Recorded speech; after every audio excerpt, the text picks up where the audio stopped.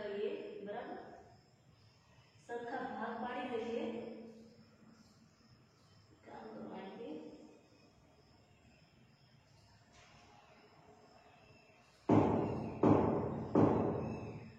હવે આ જે સરખા ભાગ પાડ્યા છે એના ઉપર દરેક ઉપર q જેટલો વિદ્યુતભાર મૂકવો છે. દરેક નાના સ્ક્વેરમાં કેટલો વિદ્યુતભાર છે? તો કે q જેટલો વિદ્યુતભાર છે. બરાબર છે.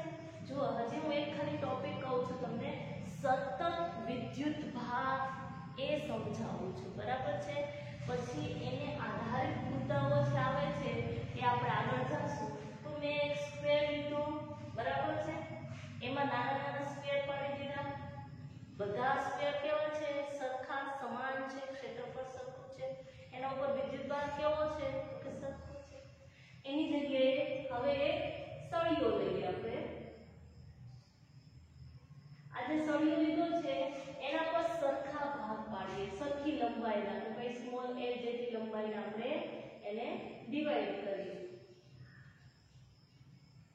તે બધાની લંબાઈ આજે આપણે તાર પસંદ કર્યો છે, બરાબર, કે સળિયો લીધો છે, એની લંબાઈ કેટલી છે? નાના નાના ટુકડા કર્યા છે, દરેકની લંબાઈ કેટલી છે? તો કે l જેટલી છે. અને ઈ l લંબાઈ ઉપર કેટલો વિદ્યુતભાર છે? તો કે q જેટલો વિદ્યુતભાર છે. બરાબર છે. તો આ શું કહીએ છીએ? શું તો કે ભાઈ અહીંયા આપણે કોઈ સ્ક્વેર લઈએ કે કોઈ સળિયો લઈએ છીએ તો એના ઉપર વિદ્યુતભારનું સમાન રીતે વહેંચણી થયેલી છે. કે આ બંને ઉપર, બંને એક્ઝામ્પલમાં વિદ્યુતભારની વહેંચણી કેવી છે? સમાન. એટલે એવું જે વિતરણ વિદ્યુતભારનું થાય છે એ વિતરણને સતત વિતરણ વિદ્યુતભારનું કેવું કહેવાય? કે સતત વિતરણ કહેવામાં આવે છે. બરાબર. તો સતતની જગ્યાએ અસતત શું થશે? તો કે એના કરતા ઉલટું થશે. એટલે એ એક આપણે યાદ રાખવાનું છે. હવે એ સતત વિદ્યુતભાર વિતરણ માટે રેખીય ઘનતા, પૃષ્ઠ ઘનતા અને કદ ઘનતા આ ત્રણ વસ્તુઓ છે એ આપણે સમજવાની છે, બીકોઝ એને રિલેટેડ આગળની થિયરીઓ આવે છે. બરાબર છે. તો રેખીય ઘનતા પહેલો જ આપણો મુદ્દો જે છે એ કેવો છે? તો કે રેખીય ઘનતા. જ્યારે રેખાની વાત કરવામાં આવે છે, રેખા, સળિયો, કોઈ પાતળો સળિયો છે એ વિચારી લો, બરાબર છે, કોઈ તાર છે એ વિચારી લો. એટલે અહીંયા એક ડ્રો કરીએ કે ચલો ભાઈ અહીંયા એક સાવ પતલો તાર આપણે લીધો છે, એના ઉપર q જેટલો વિદ્યુતભાર પથરાયેલો છે. l લંબાઈનો કે ડેલ્ટા l લંબાઈનો સળિયો, ડેલ્ટા l લંબાઈનો સળિયો, બરાબર, એના ઉપર ડેલ્ટા q જેટલો વિદ્યુતભાર સતત રીતે પથરાયેલો છે. બરાબર છે. તો હવે અહીંયા જે છે એ મુદ્દા, જ્યારે કોઈ રેખા પર સતત પથરાયેલો વિદ્યુતભાર હશે, બરાબર છે, સતત એટલે કે સમાન રીતે વહેંચણી થયેલી હશે, તો એવું જે વિદ્યુતભારનું વિતરણ છે એને શું કહેવામાં આવે છે? કોઈ રેખા ઉપર, કોઈ સળિયા ઉપર કે કોઈ તાર ઉપર જ્યારે વિદ્યુતભારનું સમાન વહેંચણી થયેલી હોય એને સતત રેખીય વિતરણ કહેવામાં આવે છે. બરાબર છે. હવે એને આધારિત કે રેખીય ઘનતા કોને કહેવાય? તો કે વિદ્યુતભારિત રેખા પર એકમ લંબાઈ દીઠ વિદ્યુતભાર. હવે હું અહીંયા છે સળિયો લીધો, ચલો એક્ઝામ્પલ તરીકે કે ડેલ્ટા l જેટલી લંબાઈનો સળિયો છે, એના ઉપર ડેલ્ટા q જેટલો વિદ્યુતભાર પથરાયેલો છે. તો એકમ લંબાઈ જ્યારે આપણે કહીએ છીએ એકમ લંબાઈ, તો એ જે લંબાઈ છે ક્યાં આવશે? છેદમાં. એટલે ડેલ્ટા l અને અંશમાં શું થશે? Delta q. એકમ લંબાઈ દીઠ વિદ્યુતભાર. એટલે વિદ્યુતભાર કેટલો છે? Delta q. લંબાઈ કેટલી છે? Delta l. q upon l જૂનામાં લખતા અહીંયા છે delta q upon delta l લખીએ છીએ. એટલે અહીંયા કે ભાઈ રેખીય ઘનતા એટલે શું? તો કે એકમ લંબાઈ દીઠ વિદ્યુતભાર. એટલે એકમ લંબાઈ કહીએ એટલે લંબાઈ છેદમાં વિદ્યુતભાર અંશમાં delta q by delta l. એને લેમ્બડા વડે દર્શાવવામાં આવે છે.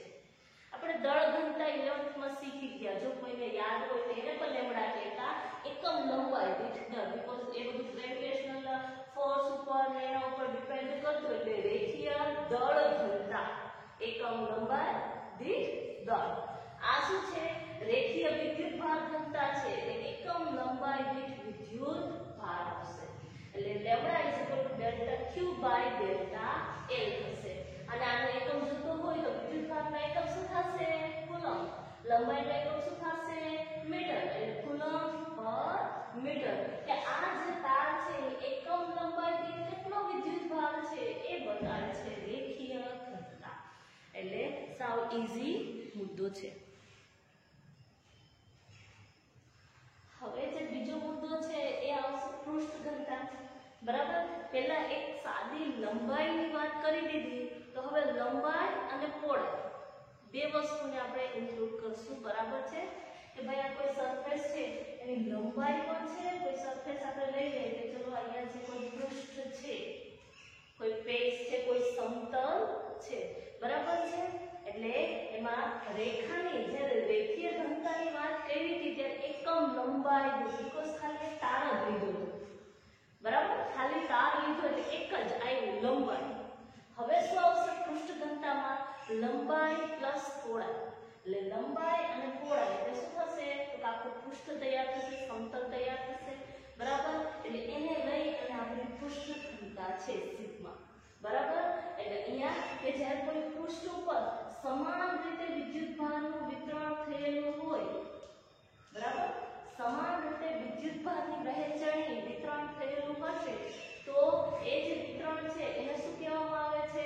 પૃષ્ઠ વિતરણ કહે છે. હવે કે ભાઈ સમતલ છે એટલે સમતલની આધારિત રાશિ આપણે વિચારવાની છે તો શું આવશે? તો કે ક્ષેત્રફળ આવશે.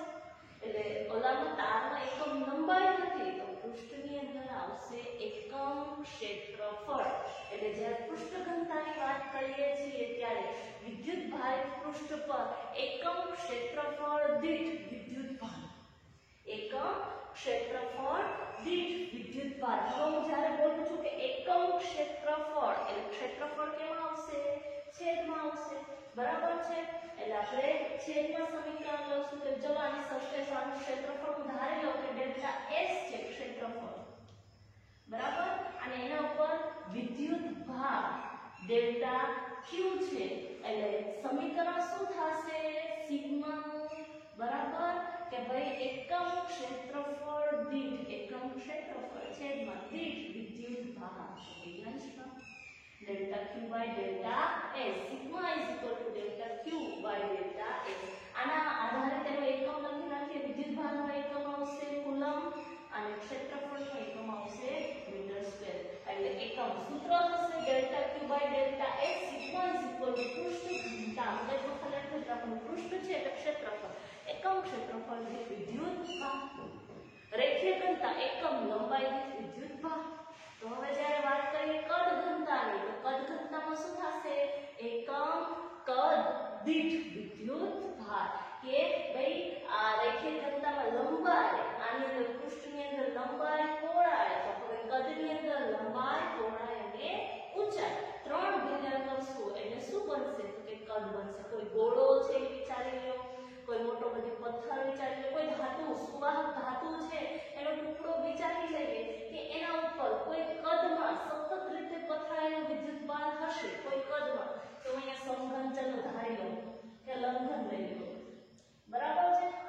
કોઈ કદ આખું આપણે લંબાઈ પહોળાઈ અને ઊંચાઈ, કોઈ ગોળો વિચારો, કોઈ સમઘન લંઘન, આ ટાઈપના ત્રિપરિમાણની કોઈ વસ્તુ આપણે વિચારીએ છીએ સુવાહક, કોઈ કદમાં સતત જ્યારે વિદ્યુતભાર છે વિતરણ થયેલું હોય છે તો એ વિતરણને શું કહેવામાં આવે છે? કદ વિતરણ કહેવામાં આવે છે. તો હવે એના ઉપરથી આવશે કદ ઘનતા. કદ ઘનતાને ρ વડે દર્શાવીએ છીએ. વિદ્યુતભારિત કદ પર એકમ કદ દીઠ શું થશે? વિદ્યુતભાર. એકમ કદ દીઠ વિદ્યુતભાર એટલે એ શું થાય આપણું? તો કદ ઘનતા હશે. કે ભાઈ હું આનું ધારી લઉં કે કદ આવે લંઘન લીધું છે એનું ધારી લઉં કે કદ છે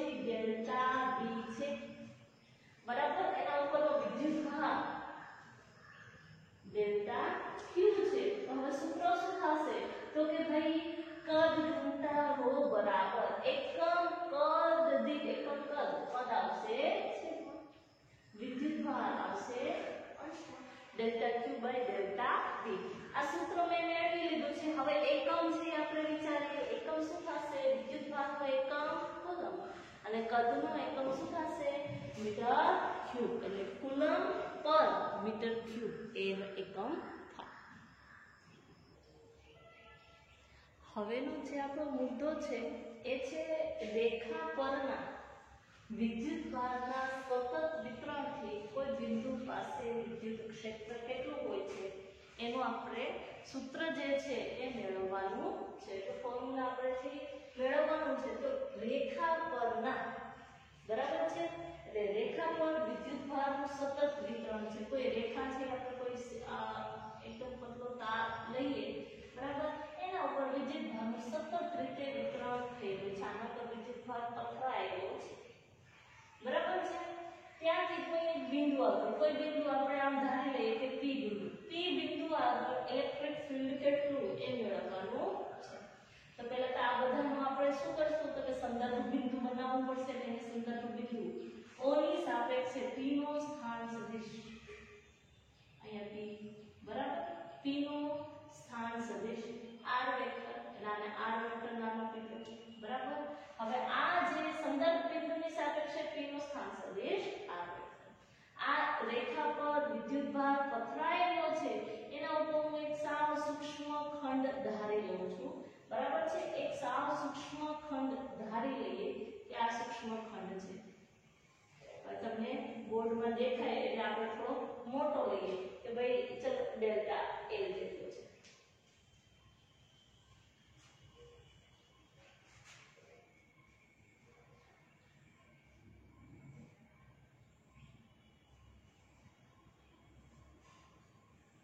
બરાબર, તમને દેખાય એટલે આપણે સેજ મોટો ડ્રો કરીએ છીએ કે ભાઈ આ જે રેખા છે એના પર મેં સાવ સૂક્ષ્મ ખંડ લીધો છે એને હું નામ આપી દઈશ કેપિટલ, બરાબર. આ જે આખી લંબાઈ, તારની લંબાઈ કેટલી છે? તો કે કેપિટલ L, બરાબર.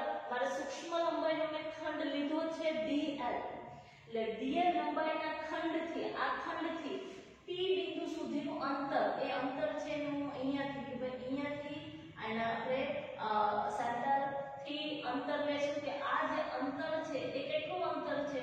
તો કે એ અંતર છે r ડેશ. આ ડિસ્ટન્સ કેટલું છે? તો કે r ડેશ. સંદર્ભ બિંદુથી dl ખંડનું અંતર કેટલું છે? તો કે એ અંતરને હું લઈ લઉં છું r, બરાબર છે. એટલે આકૃતિ ચાલશે, પણ આપણે ભાઈ એક સ્થાન સદિશ બતાવી દીધો, પછી બે અંતર બતાવ્યા છે કે dl ખંડથી જે તે બિંદુ આગળ ઇલેક્ટ્રિક ફિલ્ડ શોધવું છે ત્યાં સુધીનું અંતર r ડેશ અને સંદર્ભ બિંદુથી ખંડ સુધીનું અંતર r છે, બરાબર. આટલું ક્લિયર થઈ ગયું. તાર છે, હવે ખાલી વીક એટલે કે તાર છે એના ઉપર સતત વિદ્યુતભારનું વિતરણ થયેલું છે તાર ઉપર. એમાં મેં નાનો ખંડ લીધો છે, એની લંબાઈ કેટલી લીધી છે? dl, બરાબર. અહીંયા આપણું આ શું છે? સંદર્ભ બિંદુ. સંદર્ભ બિંદુથી p બિંદુ સુધીનો સ્થાન સદિશ કેપિટલ R વેક્ટર. અહીંયા સંદર્ભ બિંદુથી ખંડ સુધીનું અંતર r અને ખંડથી p બિંદુ સુધીનું અંતર r ડેશ છે, બરાબર છે. એટલે આટલું લઈ અને હવે આપણે આગળ રેખીય તાર છે, એટલે રેખીય ઘનતાની વાત કરવી જ પડશે. રેખીય ઘનતા એટલે શું થાય? એકમ લંબાઈ દીઠ વિદ્યુતભાર. હું અત્યારે લઈ લઉં કે dl જેટલો લંબાઈ છે અને એના ઉપર વિદ્યુતભાર dq જેટલો છે, બરાબર. એટલે લેમ્ડા શું થાય? dq dl, એકમ લંબાઈ દીઠ વિદ્યુતભાર. એટલે dl dq dl. મારે dq જોઈએ છે કે dl ખંડ ઉપર, આ ખંડ ઉપર વિદ્યુતભાર કેટલો છે, બરાબર. આ ખંડ ઉપર વિદ્યુતભાર કેટલો છે એ શોધવું છે. માટે કરતા તરીકે dq લેજો. dq lambda dl. એ અહીંયા લખ્યું છે મેં શબ્દોમાં કે dl લંબાઈ દીઠ વિદ્યુતભાર કેટલો છે? તો કે લેમ્ડા dl, બરાબર. અહીંયા સુધીનો મુદ્દો આપણે આવી ગયો. મને ખબર પડી ગઈ કે આ જે નાનો ખંડ આપણે ધાર્યો છે, સૂક્ષ્મ ખંડ ધાર્યો છે, એના ઉપર વિદ્યુતભાર કેટલો છે? Lambda dl. આ ખંડ દ્વારા p બિંદુ આગળ ઇલેક્ટ્રિક ફિલ્ડ કેટલું હશે? p બિંદુ આગળ ઇલેક્ટ્રિક ફિલ્ડ કેટલું હશે એની વાત કરીએ. એટલે p બિંદુ આગળ dl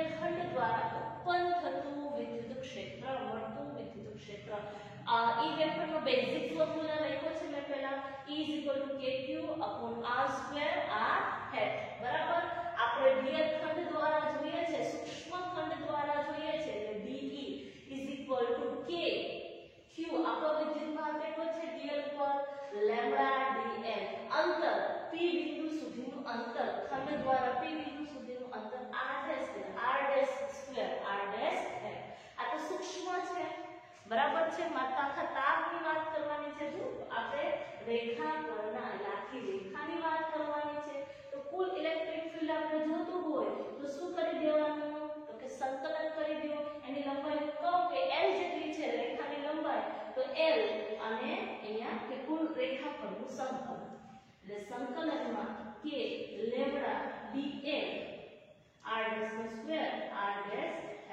આ તો કે ભાઈ રેખા પરના સતત વિદ્યુતભાર વિતરણ દ્વારા ઉત્પન્ન થતું જે વિદ્યુત ક્ષેત્ર છે એનો ફોર્મ્યુલા છે.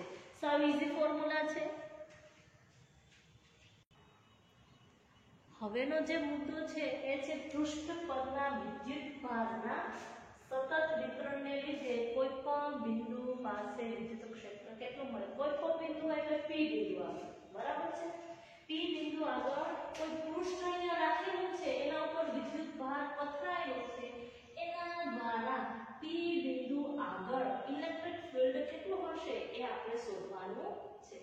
હવે ફિઝિક્સમાં આ બહુ બેઝિક વસ્તુ છે. તમે આખું પૃષ્ઠ આપ્યું છે, બહુ લાંબી તાર આપ્યો છે, કોઈ પદાર્થ આપ્યો છે, એના ઉપર વિદ્યુતભાર છે તો પહેલા સૂક્ષ્મ દ્વારા ઉત્પન્ન થતું મેળવવું શું બરાબર ઇલેક્ટ્રિક ફીલ્ડ, પછી એનું સંકલન કરી નાખો એટલે ટોટલ મળી જાય. એટલે અહીંયા જે છે આ મોટું બધું પૃષ્ઠ છે એમાં એનું ક્ષેત્રફળ S જેટલું છે. ટોટલ ક્ષેત્રફળ કેટલું છે S જેટલું છે. એમાંથી એક નાનો ખંડ ધારી લો છો બરાબર છે. આ આપણું સંદર્ભ બિંદુ O છે. તો પહેલા તો સંદર્ભ બિંદુની સાપેક્ષે P બિંદુનો સ્થાન સદિશ કેટલો છે તો કે r વેક્ટર છે. હવે આ જે ખંડ એક પર્ટિક્યુલર લીધો છે એનું તો કે અંતર કેટલું છે તો કે r છે. સંદર્ભ બિંદુથી પૃષ્ઠખંડ ds જે લીધો છે એનું અંતર કેટલું છે r છે. અને આ પૃષ્ઠખંડથી P બિંદુ સુધીનું અંતર કેટલું છે r ડેશ છે બરાબર છે. એટલે O બિંદુની સાપેક્ષે સ્થાન સદિશ r વેક્ટર આપી દીધો કેપિટલ. પછી એ જે પૃષ્ઠખંડ રહેલો છે પહેલા આપણે આખા પૃષ્ઠને પણ પૃષ્ઠખંડ દ્વારા P બિંદુ આગળ વિદ્યુત ક્ષેત્ર કેટલું એ આપણે મેળવશું. એટલે પહેલા ખંડ દ્વારા મેળવશું, સંકલન કરી નાખો એટલે ટોટલ મળી જાય બરાબર છે. હવે કોઈ પણ પૃષ્ઠ પરની પૃષ્ઠ ઘનતા સિગ્મા બરાબર સમીકરણ ફોર્મ્યુલા શું છે delta Q by delta S. તો ડેલ્ટા Q બરાબર શું થશે સિગ્મા ડેલ્ટા S. હવે હું એમ કહું કે ds જેટલો ખંડ છે આ જે નાનો ખંડ લીધો છે એ ds છે તો ds ખંડ દીઠ વિદ્યુત ભાર કેટલો થશે તો dq બીકોઝ આ છે થોડો મોટો તફાવત આપે છે જે કે સૂક્ષ્મ કરી નાખો એટલે ડેલ્ટા ની જગ્યાએ d થઈ છે એટલે dq સિગ્મા ds બરાબર છે. એટલે વિદ્યુત ભારનો ફોર્મ્યુલા મને મળી ગયો કે આ જે નાનો ખંડ છે એના ઉપર વિદ્યુત ભાર કેટલો સિગ્મા ds બરાબર. આ ખંડનો વિદ્યુત ભાર છે સિગ્મા ds. આને યાદ રાખવાનું છે આપણે બરાબર. હવે લેશું કે ભાઈ આ ખંડ દ્વારા P બિંદુ આગળ વિદ્યુત ક્ષેત્ર કેટલું થાય બરાબર. તો વિદ્યુત ક્ષેત્રનો જે ફોર્મ્યુલા છે આપણો એ શું થશે E vector kq/r². r hat આપણે ખંડ આપણો ds છે એટલે ds ખંડ દ્વારા P બિંદુ આગળ વિદ્યુત ક્ષેત્ર બરાબર. સૂક્ષ્મ ખંડ છે વિદ્યુત ક્ષેત્ર પર સૂક્ષ્મ લેશું dE વેક્ટર k q વિદ્યુત ભાર કેટલો છે ખંડમાં તો કે સિગ્મા ds. અને અંતર કેટલું છે ખંડથી P બિંદુ સુધીનું અંતર r ડેશ એટલે r dash square r dash hat. આ સૂક્ષ્મ ખંડ મેળવ્યું. મારે આખા પૃષ્ઠનું જોઈએ છે એટલે આખા પૃષ્ઠનું જોઈએ એટલે શું કરવું પડશે તો કે ભાઈ સંકલન કરવું પડશે. એટલે ઇન્ટિગ્રેશન મૂકી દો સરફેસ ઉપરનું એટલે ભાઈ અહીંયા સરફેસ ઉપરનું ઇન્ટિગ્રેશન dE વેક્ટર સંકલન કરી નાખો એટલે ટોટલ મળી જાય E વેક્ટર ભાઈ સંકલનમાં k આખી જે કિંમત છે એ પાછળ કીધું કે sigma ds upon r dash square r dash હેડ. એટલે સાવ બેઝિક ફોર્મ્યુલા છે, બહુ ઈઝી સમીકરણ છે. હવેનો જે ટોપિક છે આપણો એ છે કદ પરના વિદ્યુત ભારના સતત વિતરણથી. એટલે પહેલા રેખીય લીધું, પછી પૃષ્ઠ લીધું, હવે આવશે કદ. કે કોઈ પદાર્થ છે, કોઈ સુવાહક છે, પદાર્થ છે, એનો ટુકડો છે, એના ઉપર વિદ્યુત ભારનું સતત વિતરણ થયેલું છે. સંદર્ભ બિંદુ O અહીંયા છે અને P બિંદુ આગળ આપણે વિદ્યુત ક્ષેત્રનું સૂત્ર જે છે એ મેળવવાનું છે. બરાબર છે? તો પેલા આખા પદાર્થની જગ્યાએ શું કરશું? તો કે નાનો એવો સૂક્ષ્મ ઘન ઘટકો આપણે લઈ લેશું, કદખંડ લઈ લેશું. બરાબર? એટલે આ કદખંડ આપણે લઈશું. પેલા આ કદખંડ દ્વારા P આગળ કેટલું વિદ્યુત ક્ષેત્ર મળશે, પછી ટોટલ સંકલન કરી નાખીએ એટલે કુલ મળી જાય.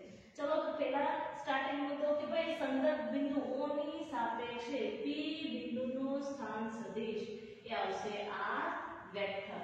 પછી સંદર્ભ બિંદુથી કદખંડનું અંતર r અને કદખંડથી P બિંદુ સુધીનું અંતર એ છે r ડેશ. બરાબર? આટલું આપણે લઈ લીધું. હવે કદઘનતા ઉપર જઈએ કે ભાઈ કદઘનતા કોઈ પણ કદખંડ પરની કદઘનતા ρ ΔQ/ΔV. મારે વિદ્યુત ભાર જોઈએ છે એટલે વિદ્યુત ભારને કરતા તરીકે લઈ ΔQ ρ ΔV. હું આ જે કદખંડ છે એને ડેલ્ટા નથી લીધો, મેં ડી લીધો છે, સૂક્ષ્મ કદખંડ લીધો છે. ડીવી કદ દીઠ વિદ્યુત ભાર. બરાબર? એટલે ડેલ્ટા ની જગ્યાએ મેં ડી લખ્યા છે એટલે dq ρ dv. અને સમીકરણ 1 આપી દઈએ ના કે ભાઈ મને નાના કદખંડ ઉપર આજે આપણે ધારેલો છે કદખંડ એના ઉપરનો વિદ્યુત ભાર કેટલો થશે? ρ dv. બરાબર છે? તો dv ખંડ દ્વારા P બિંદુ આગળ વિદ્યુત ક્ષેત્ર એનું formula dE electric field E vector બરાબર kq r2 r હેટ. બરાબર છે? આ જે આપણો ફોર્મ્યુલા છે એને રિલેટેડ કે dv ખંડ છે એટલે વિદ્યુત ક્ષેત્ર સૂક્ષ્મ ખંડ દ્વારા સૂક્ષ્મ dE વેક્ટર k. વિદ્યુત ભાર કેટલો છે dv ખંડ પર dq અને અંતર કેટલું છે ખંડથી P બિંદુ સુધીનું r dash square r dash.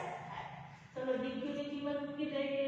dE vector k પછી આવશે ρ dv r dash square r dash. આ થઈ ગયો આપણો બેઝિક ફોર્મ્યુલા. કુલ જોઈએ છે માટે ઇલેક્ટ્રિક ફિલ્ડ ને સંકલનમાં મૂકી દો કે ભાઈ કુલ કદ ઉપર એટલે v વોલ્યુમ ઉપરનું કુલ સંકલન કરી નાખો. સંકલનમાં k ρ dv upon r dash એનો સ્ક્વેર r dash. આ થઈ ગયું કદ ઉપરનો વિદ્યુત ક્ષેત્ર એનું ફોર્મ્યુલા. તમને ઓલા બે આવડે છે એટલે તમે કે ભાઈ તમને ખાલી એક આવડશે એટલે બાકીના બે આપણે મેળવી શકીએ છીએ જાતે.